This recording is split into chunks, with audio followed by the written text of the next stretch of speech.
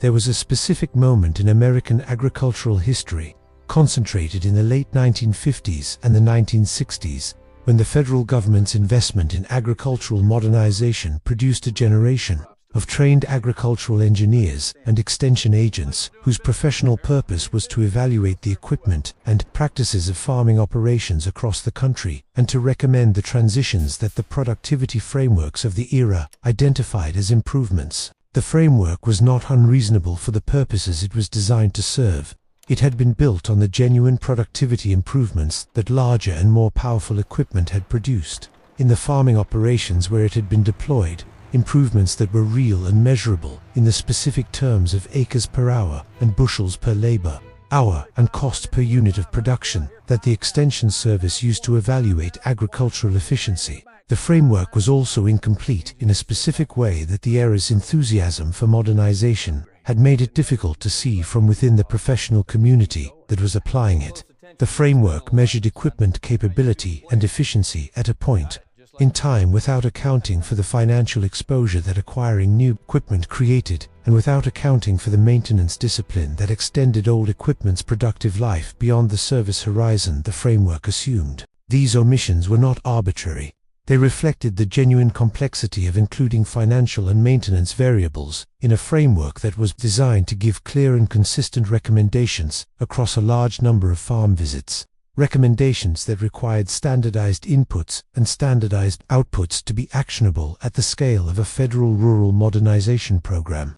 The framework worked within its design parameters. It did not work well for farms whose management included the specific variables it had omitted. The two agricultural engineers from the University of Arkansas Cooperative Extension Service who drove out to the Mayfield farm in Washington County in the spring of 1963 had been sent to evaluate the operations equipment and to discuss the USDA's rural modernization program with Harlan Mayfield, who was 52 years old and had been farming 210 acres of the Ozark Hill country outside Fayetteville since 1938. The engineers, whose names were Jim Bassett and Tom Coker, were part of a federally funded initiative to assess the equipment situations of small to medium hill country farms in the region and to provide recommendations for modernization that would bring the operations into conformity with the productivity benchmarks that the USDA was using to evaluate agricultural efficiency in the 1960s. Jim Bassett was 34 and had a master's degree in agricultural engineering from the University of Arkansas and had been with the Extension Service for 6 years. Tom Coker was 29 and had finished his degree 2 years before and had been in the field for 18 months. Both of them had been trained in the specific framework of 1960s agricultural modernization, the framework that valued horsepower per dollar invested, labor efficiency ratios, and the capacity to mechanize operations that were still being done with smaller and older equipment. The equipment they found on the Mayfield farm when they drove up the gravel lane and parked in front of the equipment shed was not the equipment the framework was looking for. Harlan Mayfield was running to tractors. Both were Farmall M's, both manufactured in the mid-1940s. One had been bought new by Harlan's father in 1944 and had been in continuous operation on the Mayfield place since. The second had been bought used from a neighbor in 1957 when the neighbor had purchased a new tractor and had wanted to move the old one, and Harlan had bought it because it was the same model as the first one and because the price the neighbor was asking was manageable from the farm's operating cash. The evaluation form that Jim was filling out was a standardized form that the Extension Service had developed for the Rural Modernization Program, a form that collected specific data points about the farm's equipment situation and that generated a standardized assessment based on those data points compared to the program's benchmarks. The benchmarks had been developed from a study of farms in the region that had been identified as operating at the efficiency levels the program was designed to achieve.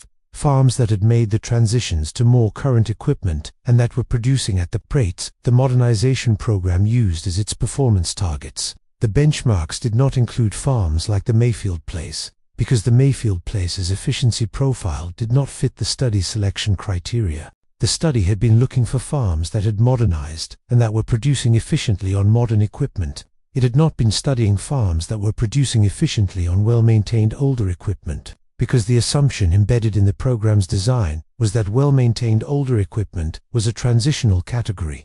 a temporary situation on the path to modernization, rather than a stable operational approach. This assumption was not unreasonable given the program's experience with the typical progression of older equipment on farms that were not maintaining it well, which was the progression from serviceable to marginal to failed over a time frame that the program could estimate.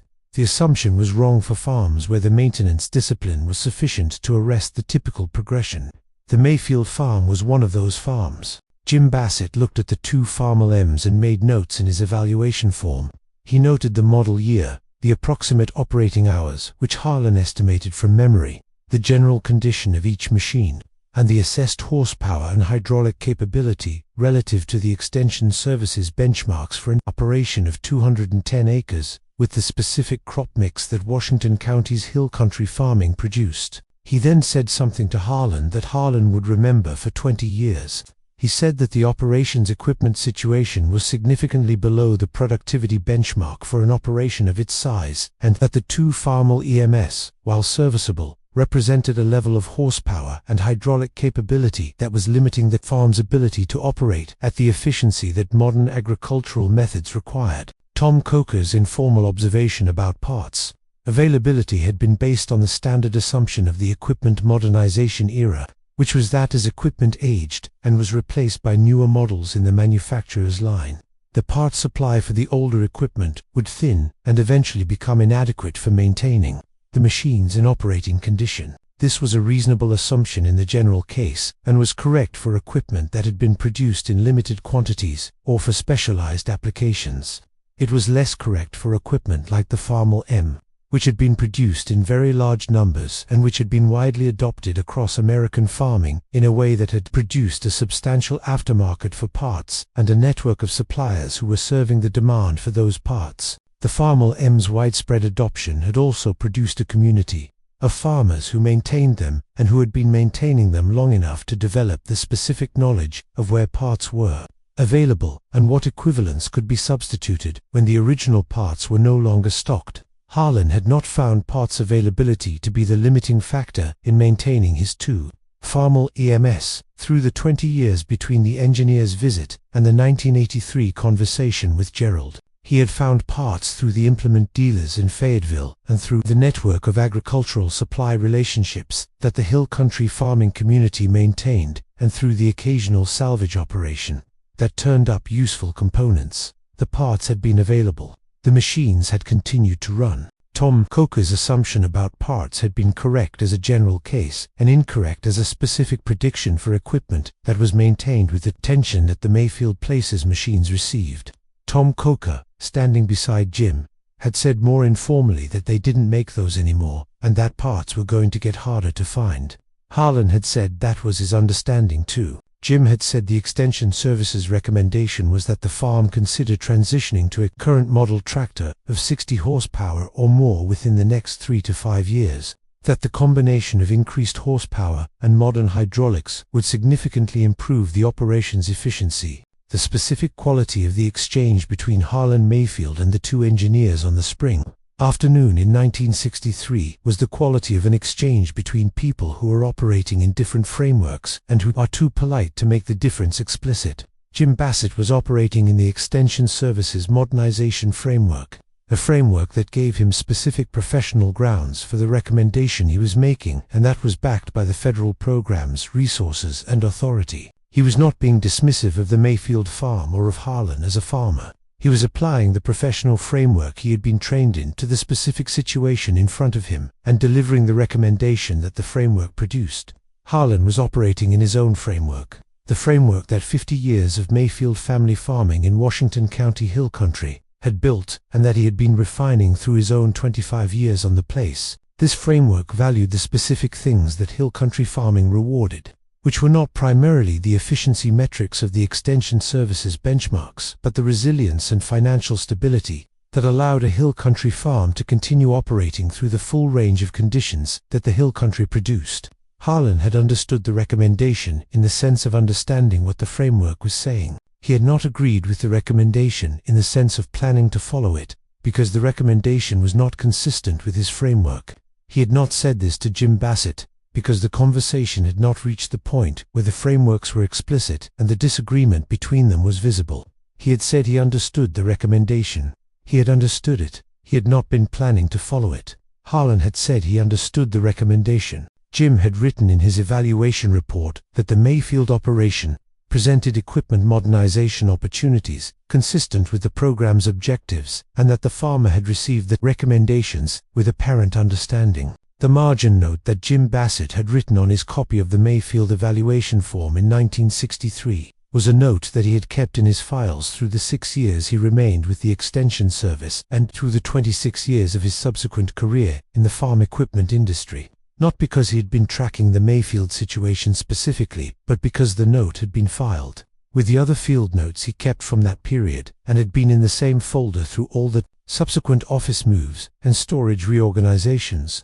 He had found the note again when he was going through his professional files after his retirement in 1989. The systematic sorting of 26 years of professional documents into keep and discard piles that retirement makes possible. The note had been in the keep pile, not from any conscious decision about its significance, but because it was in the same folder with the other field notes that he had found interesting enough to keep. When he had heard about the Mayfield operation from the Washington County Extension agent in the early 1990s and had recognized the connection, he had gone back to the file and had found the note and had read it in the light of what the subsequent 30 years had produced. The note said to Ems, both running, "Farmer does not appear concerned about the assessment." The farmer had not been concerned about the assessment because the farmer had known something that the assessment did not account for. He had also written a brief personal note in the margin of his copy of the report, a note that he had not included in the official record but that he had written for his own reference. The note said, "To Ems, both running, farmer does not appear concerned about the assessment. Recommend follow-up in 18 months to assess progress toward modernization." The follow-up had not happened because Jim Bassett had left the Extension Service in 1964 to take a position with a farm equipment manufacturer, and Tom Coker had moved to a different county assignment and had not circled back to the Mayfield farm. The 20 years between the 1963 Extension Service visit and the 1983 fall harvest were 20 years of the Washington County Hill country farming cycle, which was a cycle that included the changes in commodity prices and interest rates and land values and agricultural policy that the American agricultural economy had produced through that period, including the expansion years of the late 1960s and early 1970s and the farm crisis pressures of the early 1980s. The Mayfield Farm's position through those 20 years was the position of an operation that was not carrying the specific financial exposure that the modernization program's recommendations had implied, because Harlan had not followed the recommendations and had therefore not signed the notes that following them would have required. The Washington County farms that had followed the modernization recommendations in the 1960s and had purchased the 60-plus horsepower tractors that the Extension Service framework had identified as the productivity target had been carrying equipment debt through those 20 years. Equipment debt that had been serviceable in the expansion years and had become problematic in the early 1980s when the interest rate environment and the commodity price weakness had combined to reduce the cash flow margins that the debt service required. The Mayfield farm had not been in this situation. The two Farmalls EMS had been running for 20 years without any note attached to them. The operation had been producing within its cash flow for 20 years. The hill country farming had been as challenging as it had always been, with the specific challenges of thin soils and variable rainfall, and the distance from the markets that the larger operations in the Arkansas River Valley were closer to. But the Mayfield farm had been managing those challenges from a financial position that was not complicated by the equipment debt that the modernization program had encouraged. What had happened on the Mayfield farm in the 20 years between the 1963 visit and 1983 was what happens when a man who maintains his equipment correctly continues to maintain it correctly and the equipment continues to run. The rebuild of the 1944 Farmall M had been planned for several years before. Harlan had undertaken it in 1969 because he had been tracking the engine's condition through the oil analysis and the blow-by and the compression readings that he had been taking at each service interval, and that had been telling him the story of an engine that had been maintained well, but that was approaching the point where the wear had accumulated to a level that the normal service work could not address. He had been setting aside money for the rebuild since 1966. when the compression readings had first indicated that the rings were going to need attention within a few years. The setting aside had not required any particular financial sacrifice, because the farm's operating cash flow had been sufficient to carry both the normal operating costs and the rebuild reserve without straining the operation's financial position. By 1969, the reserve had been sufficient to cover the parts cost and the machine shop work that the rebuild required, and Harlan had undertaken the job with the confidence of a man who had been working on Farmall EMS since his father had bought the first one, and who had the specific knowledge of the engine's systems that made a major rebuild a manageable rather than a daunting project. He had done the work in the farm shop over the winter months of 1968 and 1969. The colder months, when the field work was minimal and the shop work was the primary activity, pulling the engine and disassembling it systematically and cleaning each part and measuring each dimension against the code service manuals, specifications, and determining what needed replacement and what could be reused. The 1944 Farmall M had been rebuilt once by Harlan in 1969, when the rings and the main bearings had reached the end of their service life and the engine had been due for the overhaul that an engine of that age and use required. Harlan had done the rebuild himself in the farm shop, pulling the engine and disassembling it to the block and rebuilding it to the specifications in the International Harvester Service Manual, replacing the bearings and the rings and the seals and the gaskets and reassembling it to the clearances the manual specified. The rebuilt engine had gone back into service in the spring of 1970 and had been running since. The 1957 purchased Farmall M, which had been manufactured in 1946, had required a cylinder head rebuild in 1974 when the head gasket had failed and the head had been found to have a small crack near one of the cooling passages. Harlan had taken the head to the machine shop in Fayetteville that did agricultural repair work and had had it welded and resurfaced to the flatness specification and had installed a new head gasket with the correct torque and had put the machine back in service within 2 weeks of the failure. The specific condition of the two Farmall EMS in 1983, 20 years after Jim Bassett's evaluation, was the condition of machines maintained correctly for their entire service lives. Harlan had been doing the annual end-of-season and spring services on both machines for 23 years. The seasonal service that a man who has been doing it for 23 years does with the specific knowledge of each machine's character. The end-of-season service covered the lubrication points, the wheel bearing grease and the final drive grease and the transmission lubricant and the governor lubrication, and the inspection of the carburetor and the magneto and the cooling system and the fuel system. The spring service reversed the winter preparations and addressed anything the end-of-season inspection had flagged. The combination had kept both machines in the condition of machines ready to work, rather than machines being worked until they failed. Both machines were running in 1983. The recommendation that Jim Bassett had, delivered in the spring of 1963, had specified a transition to a current model tractor within 3 to 5 years, which would have been by 1966 or 1968. In 1983, 20 years after the visit, Harlan Mayfield was still farming the 210 acres of Washington County hill country, with the two Farmall M's that Jim Bassett had assessed as significantly below the productivity benchmark. The operation had not been significantly below any benchmark that mattered to Harlan Mayfield, which was the benchmark of producing enough income from the hill country farm to service the operation and maintain the land and keep the family on it through the full range of what the 20 years had produced, including drought years and wet years and years of price pressure and years when the hill country farming economy had been difficult for operations that were carrying equipment, debt, and years when it had not been so difficult for operations that were not. The Mayfield farm had been in the latter category throughout. It had not been carrying equipment debt because Harlan had not bought the new tractor that Jim Bassett's recommendation had specified, and had therefore not signed the note that the new tractor would have required, and had therefore not been exposed to the interest rate environment of the late 1970s and early 1980s that had made equipment debt a specific and serious problem for farming operations that were carrying it. The two Farmall EMS had been paid for.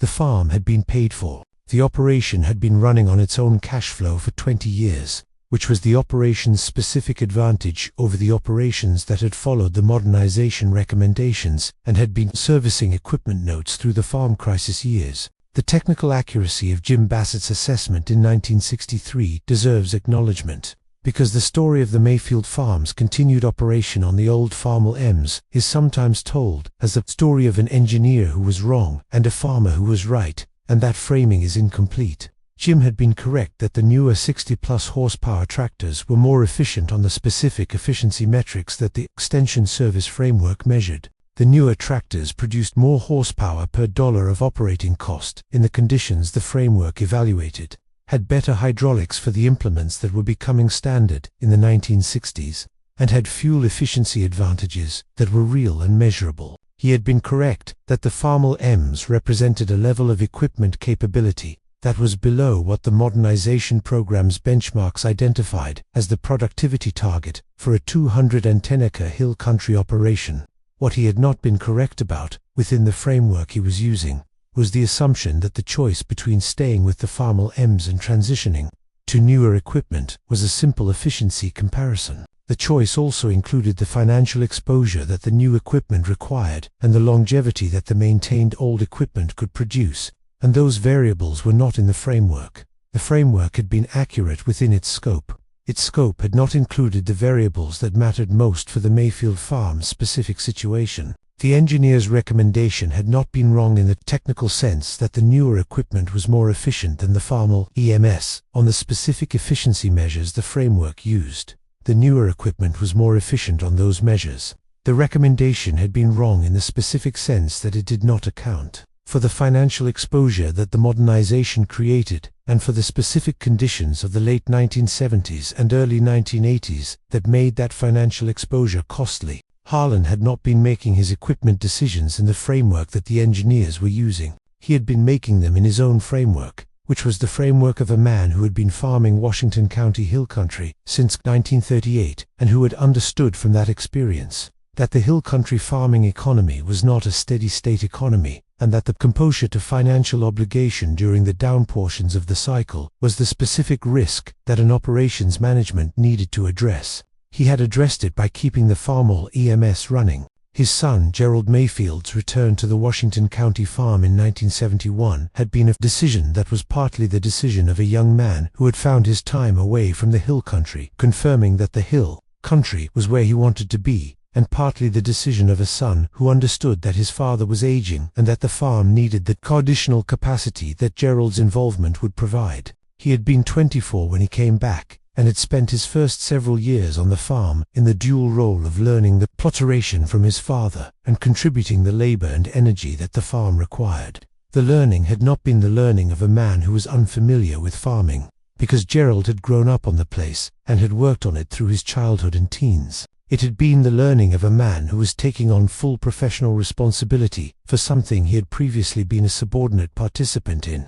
The equipment learning had been specific. Harlan had taught Gerald of Farmall EMS in the way that a man who has been maintaining machines for 30 years teaches someone who will be maintaining them for the next 30, which is by working on them together and explaining what is being done and why, and what the indications are that something is right or wrong, and what the specific operations require. Gerald had absorbed this learning over the first several years of his return, had learned the machines in the way that the machines needed to be known, which was with the specific knowledge of their histories and their characteristics and the particular attention that each required. By the mid-1970s, Gerald had been the primary operator and the primary maintainer of the two Farmall EMS on most of the farm's field operations, with Harlan moving into the advisory role that a man in his mid-60s moves into when the next generation is fully capable of managing the operation. Gerald had come back to the farm from his time in the Army in 1971 and had been working alongside Harlan since, learning the operation and the equipment and the specific approach that had kept the Mayfield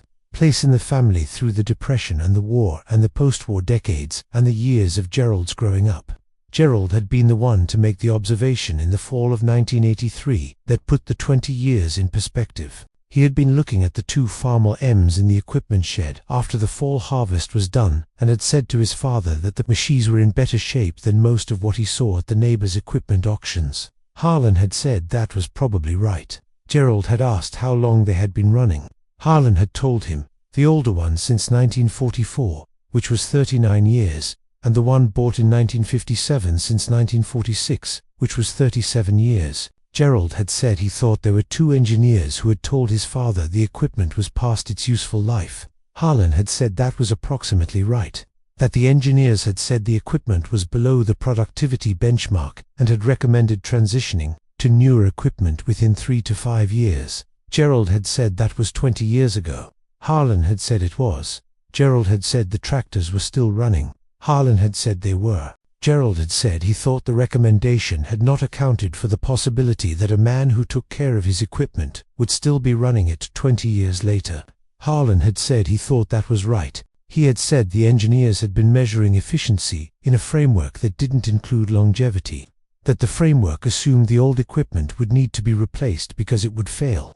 And that the assumption was correct for equipment that was not maintained, but was incorrect for equipment that was maintained with the specific attention that his father had given the first machine, and that he had continued giving both machines. Gerald had thought about this. He had then said that the two tractors represented the most cost-effective agricultural investment on the farm, and that the cost-effectiveness came from the maintenance that had extended the machines far beyond the service life that the engineer's framework had assumed. The conversation between Harlan and Gerald in the equipment shed in the fall of 1983 was the conversation of a father and son who had been farming alongside each other for 12 years and who could have the specific kind of direct conversation that the working partnership of farming together produces. The conversation where both parties know the operation and its history well enough to discuss it without the simplifications that the history requires when you are explaining it to someone who was not there.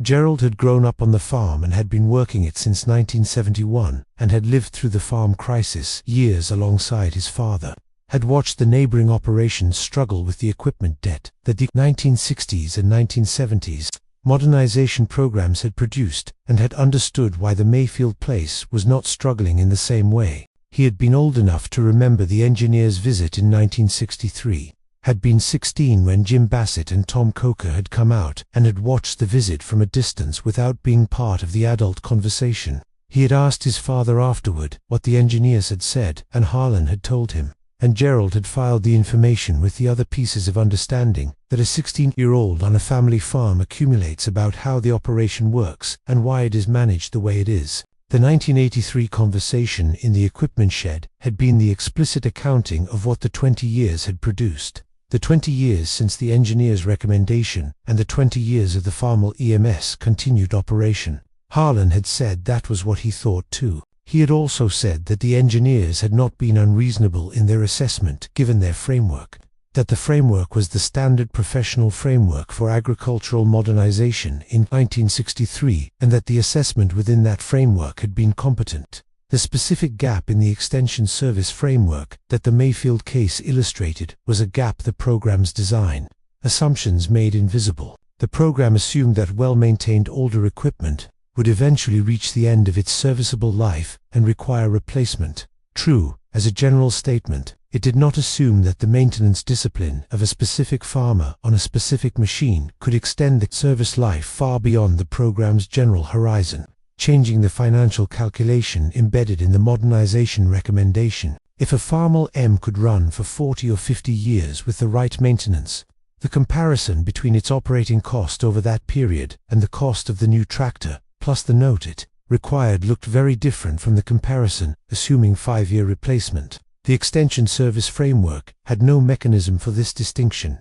Harlan's framework did. The framework had just not included maintenance as a variable that could extend the equipment's productive life beyond the service life the modernization program assumed. His framework had included it. The Farmall EMS was still running. That was the difference between the two frameworks. Not intelligence and not stubbornness, but the specific inclusion of maintenance discipline as a variable that could make old equipment viable beyond the service horizon that the efficiency framework was using. Both machines continued to run through the 1980s and into the 1990s on the Mayfield place, maintained by Gerald in the way that Harlan had maintained them, and that Harlan had learned to maintain them from his father's example and from the specific knowledge of how Farmall M's worked that comes from having worked on them for decades. The formal transfer of the Mayfield place to Gerald in 1988 was the transfer of a farm that had been in the Mayfield family since Harlan's father had purchased it in 1931. 57 years of continuous Mayfield operation on the same Washington County Hill country ground. Through the Depression years, when the farm's debt-free status had been the specific thing that had kept it from being absorbed by the agricultural crisis of that era, through the war years and the post-war expansion and the agricultural modernization era and the farm crisis of the early 1980s. Each of those periods had been a period during which farms that were carrying significant debt had been vulnerable to the specific pressures that the period produced, and each of them had been a period during which the Mayfield farm had been carrying less debt than most of the farms around it, because the Mayfield approach to equipment and operation had consistently prioritized the paid-for over the financed. The two Farmall EMS were the most visible expression of this approach in 1988, because they were the machines that were still running after 37 years and 42 years of continuous operation on the Mayfield place, maintained through 2 generations of the family's specific mechanical attention. Gerald had been operating both machines for 17 years by 1988 and had the knowledge of each machine that 17 years of maintenance builds, the specific knowledge of how each engine ran and what the changes in sound or behavior indicated and what the service intervals required for this particular machine with this particular operating history on this particular farm. The farm passed to Gerald formally in 1988. When Harlan was 77 years old and had been farming Washington County Hill country for 50 years. Gerald had been working alongside for 17 years by that point and had the operation in hand. The 210 acres and the 2 Farmall M's and the specific approach to the operation that had kept it viable through the full range of conditions that 50 years had produced. The specific accounting of the 1944 Farmall MS service life as of 1993 is worth making explicit, because the numbers are more significant than the general statement of the machine's longevity suggests. The machine had been manufactured in 1944 and had been in continuous operation on the Mayfield place since its delivery, with the exception of the winter months when the fieldwork was minimal and the engine was resting. In 1993, the machine was 49 years old and had been in the same family's service for all of those years. The Extension Services recommendation in 1963 had specified a transition to a current model tractor within 3 to 5 years, which would have been by 1966 or 1968. In that year, the machine would have been 22 or 24 years old. It had continued running for another 25 years beyond the recommended transition date. This was not the expected outcome in the Extension Services framework, because the framework had been built on service life assumptions that had been developed from the observed behavior of equipment that was typical in its maintenance. And the typical maintenance of 1963 was not the maintenance that the Mayfield place had been providing. The gap between the framework's expectation and the actual outcome was the gap of the maintenance variable. The specific additional service life that the Mayfield Farm's maintenance discipline had produced beyond the service life that typical maintenance would have produced. The 1944 machine had received Harlan's father's maintenance through 1963, Harlan's maintenance from 1963 through 1988, and Gerald's maintenance from 1988 forward, a continuous chain of specific mechanical attention from 3 generations of the same family that had extended the machine's service life far beyond anything that the 1963 evaluation had been calibrated to expect. The Farmall M that Harlan's father had bought new in 1944 was still in service on the Mayfield place in 1993, which was 49 years after manufacture and 30 years after the engineers had recommended transitioning away from it within 3 to 5 years. Jim Bassett had retired from the farm equipment industry in 1989 and had settled in Rogers, Arkansas, and had heard about the Mayfield operation from a Washington County Extension agent who had visited the farm in the early 1990s and had mentioned it in a professional meeting as an example of maintained older equipment performing beyond its expected service life. Jim Bassett's reaction to hearing the Mayfield operation described in the early 1990s had been the reaction of a retired professional who had spent 26 years in the farm equipment industry after his 6 years with the Extension Service, a career in which the tension between the efficiency framework of the modernization era and the financial reality of farm equipment ownership had been a recurring theme in the industry's relationship with its customers. He had seen, from the industry side, the consequences of the modernization push that the Extension Service had been part of, the equipment notes that had been written, and the financial exposure that the notes had.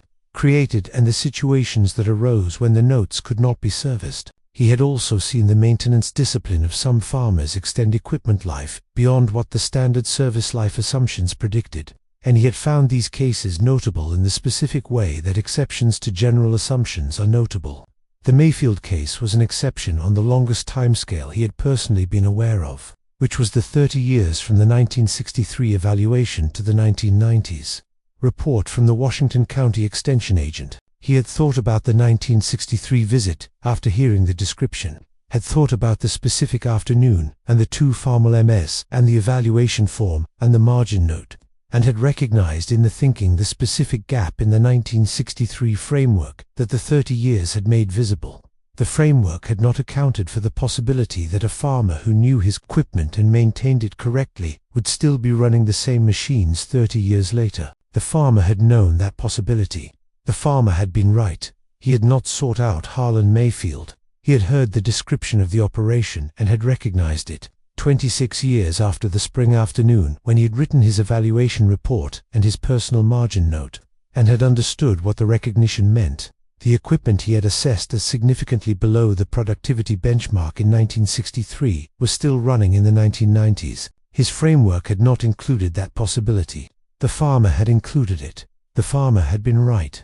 The Washington County hill country of Arkansas in the early 1960s was a farming environment that was significantly different from the flatland grain and row crop farming regions that had been the primary focus of the agricultural modernization program's design. The hill country farming was mixed, smaller scale, less amenable to the large equipment that the modernization program's benchmarks had been calibrated against, and producing in a way that was less about maximum efficiency on any single metric and more about producing consistently from terrain and soil that punished Harlan Mayfield had been farming this terrain since 1938 and had been farming it in the way that the terrain required, which was carefully and within the bounds of what the operation could sustain. The two Farmall MS were part of this approach. They were machines that fit the hill country's scale and terrain, that could be maneuvered on slopes that larger equipment could not access safely, that had the specific capability that the hill country's mixed operation required without the specific drawbacks that larger equipment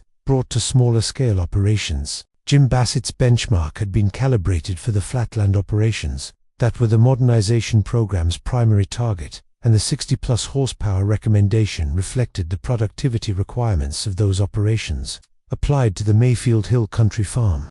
The benchmark was measuring the wrong dimension of the operation's efficiency, because the hill country farming required a different kind of efficiency than the flatland benchmark was designed to capture. Harlan had known this. He had been farming the hill country for 25 years. The benchmarks had been calibrated elsewhere. The specific relationship between the two Farmall M's on the Mayfield place deserves some description, because the relationship between two identical machines in the same operation is different from the relationship between each machine and the farm individually. The machines shared a specific commonality that was the mechanical foundation of the Mayfield Farm's equipment strategy, whether or not Harlan had articulated the strategy in those terms. Both machines were Farmall MS, which meant that the parts and the knowledge and the service procedures were common across both machines, and that the experience gained from working on one machine was directly applicable to working on the other. This commonality had practical implications that accumulated over the 20 years between 1963 and 1983, when a specific component needed replacement on one machine. The research into parts availability and the supplier relationship built around the purchase served both machines. When a specific repair procedure was worked out on one machine, the knowledge was immediately applicable to the other. When one machine was down for service or repair, the other was available for the field work that could not wait. The two-machine strategy had not been articulated as a strategy in 1957, when Harlan bought the second machine from the neighbor. It had been a purchase of convenience, a machine of the same model at a price the operating account could manage, but the convenience had accumulated into a specific advantage that the 20 years had made visible. The commonality of two identical machines maintained by the same man in the same shop produced an efficiency of knowledge and parts management that a single machine could not produce, and that two machines of different models would have produced less completely. This was an efficiency that the extension service framework had no mechanism for measuring. It was real nonetheless. the specific year that the Extension Service engineers had set as the recommended transition timeline, 3 to 5 years from 1963, produced a transition window of 1966 to 1968. In those years, the agricultural equipment market had been in the specific phase of the post-war expansion that was making the transition to larger, more capable equipment feel like a natural progression rather than a risk. And the farms in the region that had followed the modernization recommendations had been purchasing the equipment on notes that the late 1960s agricultural economy made seem manageable. By 1975, when the agricultural expansion had been in full force and the new equipment's notes were being serviced from the expanding commodity income, the Mayfield farm was farming with the same two Farmall EMS it had been farming with in 1963, still running, still paid for. By 1982, when the farm crisis had begun to make the equipment notes that had been signed in the late 1960s and 1970s difficult to service at the compressed commodity prices and high interest rates that the early 1980s were producing, the Mayfield farm was still farming with the same two Farmall EMS, still running, still paid for. The 20-year arc from the 1963 visit to the 1983 equipment shed conversation had been the arc of one approach versus another approach.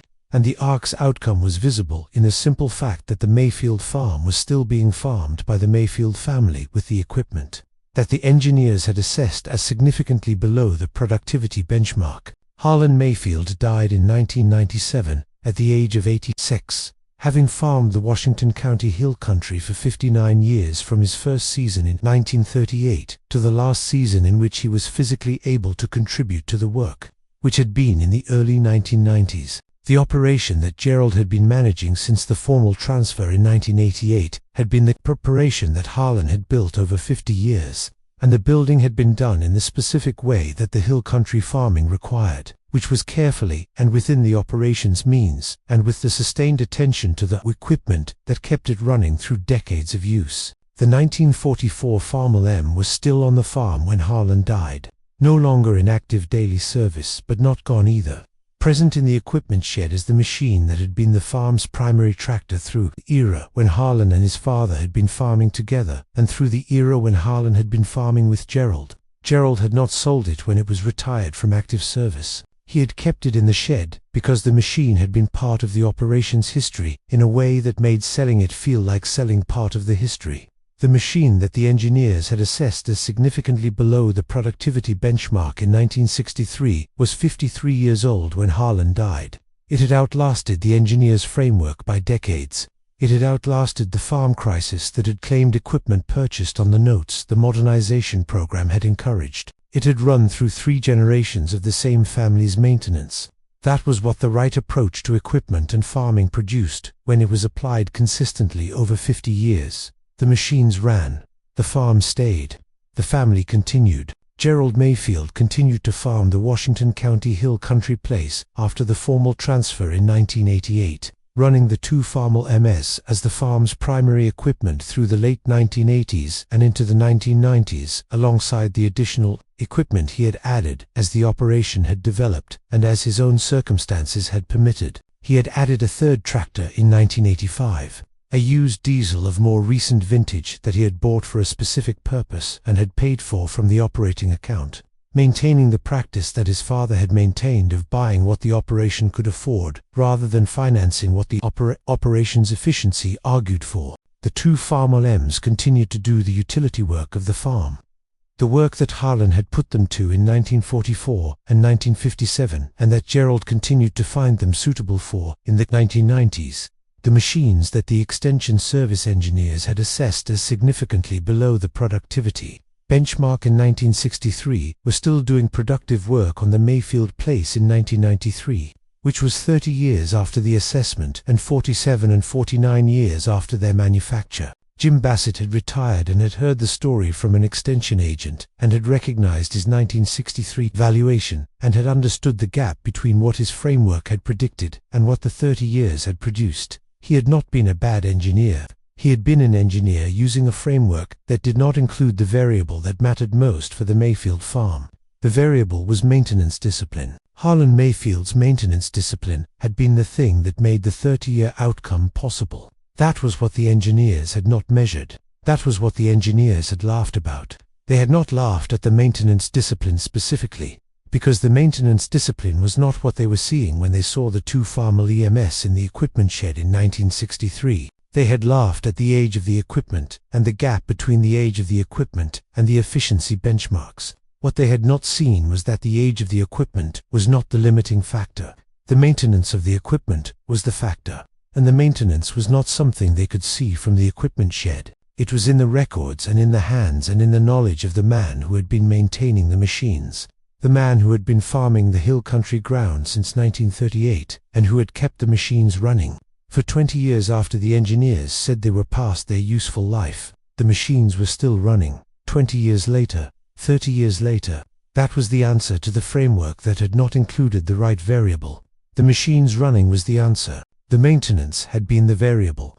Harlan had known this in 1963. The engineers had not. The engineers had been right about what they measured. Harlan had been right about what mattered. Both things were true. The machines had continued running. That was what mattered. The specific character of the Washington County Hill Country as a farming environment in 1963 was a character that the federal modernization program's benchmarks did not fully account for. And this mismatch between the benchmarks and the environment was a specific version of the general mismatch that standardized assessment programs produce when they are applied to diverse farming situations from a framework calibrated on a subset of those situations. The hill country farming of the Ozarks region had been producing on the specific terms that the terrain and the climate and the economic geography of the region imposed since the earliest settlement in the early 1800s. Terms that were different from the terms of the Red River Valley grain farming or the Iowa Corn Belt farming or the California vegetable farming that the modernization program's benchmarks had been developed against. The hill country farmer's specific relationship to equipment was shaped by those terms, by the need for machines that could operate on terrain that was not flat, that could be maintained with the resources available in a rural Ozarks farm shop, and that did not require the financial exposure that the productivity benchmarks recommended equipment implied when applied to a hill country operations income. Harlan Mayfield had been farming within those terms for 25 years when the engineers arrived. The engineers had been applying benchmarks developed outside those terms. The 20 years that followed the visit had confirmed which set of terms was more relevant to the Mayfield Place's situation. The Farmall EMS was still running. The benchmark's recommended transition had not happened. The farm was still in the family. The terms that the hill country imposed had been the right terms to farm within. Harlan had known the terms. He had farmed within them. The machines had run. The two Farmall EMS on the Mayfield Place had something that very few pieces of agricultural equipment have in the era of planned obsolescence and accelerating model turnover, which was the specific history of having been maintained by the same family through multiple generations, and the specific knowledge that the family had accumulated about the machines through that maintenance. The 1944 machine had been maintained by Harlan's father from 1944 to 1963, by Harlan from 1963 to 1988, and by Gerald from 1988 forward. Each generation's maintenance had been informed by the previous generation's knowledge of the machine, and the cumulative knowledge had produced a maintenance record that was more specific and more comprehensive than any maintenance record produced by machines that had changed hands and changed mechanics with each ownership transfer. The 1957 purchase machine had been maintained by Harlan since 1957 and by Gerald since the early 1980s, with the same continuity and the same cumulative knowledge. The machines were not simply old, they were old and known, which is a different category. Known equipment, maintained by people who know it, produces service lives that unknown equipment, maintained by people who do not know it, does not produce. This was the variable that the extension service framework had not included. This was the variable that had made the difference. The engineers had seen two old Farmall EMS. Harlan had known two Farmall EMS, knew them the way you know something you have maintained for decades, knew them in the specific way that produces service lives that the engineer's framework had not anticipated. The knowing had been the variable. The maintenance had been the expression of the knowing. The running machines had been the result. There is a version of the Harlan Mayfield story that is told as a story about a stubborn farmer who refused to listen to experts and who got lucky when the experts turned out to be wrong. This version has the advantage of simplicity and the disadvantage of being inaccurate. Harlan had not been stubborn. He had been operating a framework that was different from the Extension Services framework. A framework built from 50 years of Mayfield family farming, in Washington County Hill Country rather, than from the Extension Services benchmarks for flatland farming efficiency. His framework included maintenance discipline as a variable that extended equipment life, and it included financial exposure as a cost that the modernization framework had not accounted for. These were not stubbornness. They were the specific conclusions of a man who had been paying attention to what made farms in his particular country survive through the full range of what the agricultural economy produced. He had not gotten lucky. The two Farmall M's were still running 20 and 30 years after the engineers' visit because of the maintenance that had been applied to them, not because of luck. Luck does not keep an engine running for 49 years. The right service at the right intervals, performed by someone who knows the machine, keeps an engine running for 49 years. The engineers had not been incompetent. They had been applying a competent framework to a situation that contained variables the framework did not include. The incompetence, if it belongs anywhere, belongs to the design of a framework that did not include maintenance discipline and financial exposure as variables. And that design reflected the genuine difficulty of building a standardized framework that could account for the full complexity of individual farming situations. The story is not about a farmer beating the engineers. It is about what happens when the right variable is included in the framework. The right variable was maintenance. Harlan had included it. The machines had run. That was the whole of it. So when someone says the engineers laughed when he bought two Farmalls, that is the beginning of the story. The end of the story is that 20 years later he still had the tractors, and 30 years later he still had the tractors, and the farm, and the family, because the tractors ran, because he maintained them, because he knew them, because knowing and maintaining was the variable that the engineer's framework had not included, and that variable was the difference between the tractors running and the tractors failing, and the tractors running was the difference between everything else.